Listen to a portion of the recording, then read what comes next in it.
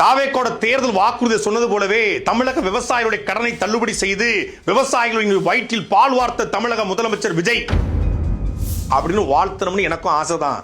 ஆனா சொன்னதை செஞ்சாதானே வாழ்த்த முடியும். இன்னைக்கு தமிழக முதலமைச்சர் விஜய் அவர்கள் கூட்டுறவு கடன் தள்ளுபடி குறித்து ஒரு அறிவிப்பை வெளியிட்டிருக்காரு. அந்த அறிவிப்புல கூட்டுறவு வங்கியின் மூலமாக 50,000 வரை பயிர்க்கடன் பெற்ற குறு விவசாயிகளுக்கு முழுமையாக பயிர்க்கடன் தள்ளுபடி. மகிழ்ச்சியா இருக்குல்ல?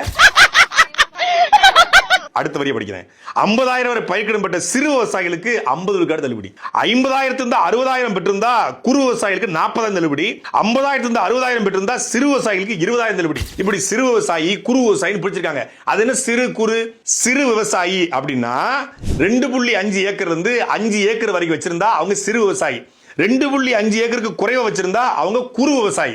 ஆனா தேர்தல் வாக்குறுதியில இந்த சிறு குறு 50,000 20,000 அப்படின்னு ஏதாவது வார்த்தை இருக்கான்னு சொல்லி லென்ஸ் எல்லாம் வச்சு நான் தேடி பார்த்தேன். விவசாய கடன் தள்ளுபடி அப்படிங்கிற ஒரு கேப்ஷன்ல தமிழக முதலமைச்சர் அன்றைய தாவேக தலைவர் 5 ஏக்கருக்கு குறைவாக நிலம் வைத்துள்ள விவசாயிகளின் கூட்டுறவு வங்கிகளின் வாங்கியுள்ள பயிர்க்கடன்கள் முற்றிலுமாக தள்ளுபடி செய்யப்படும்.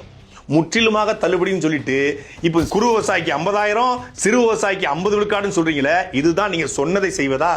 இதுதான் தூய ஆட்சியா அப்படின்னு நான் கேட்கல, விவசாயிகள் கேட்கறாங்க. 5 ஏக்கர் வரை நிலமுள்ள விவசாயிகள் வேளாண் கூட்டுறவு வங்கிகளில் வாங்கிய பயிர் கடன் முழுமையாக ரத்து செய்வதற்கும் 5 ஏக்கருக்கு மேல் உள்ள விவசாயிகள் வேளாண் கூட்டுறவு வங்கிகளில் வாங்கிய பயிர்க்கடன் 50% வரை ரத்து செய்வதற்கான சாத்திய கூறுகளை ஆராய்ந்து உறுதியாக நடவடிக்கை எடுப்போம்.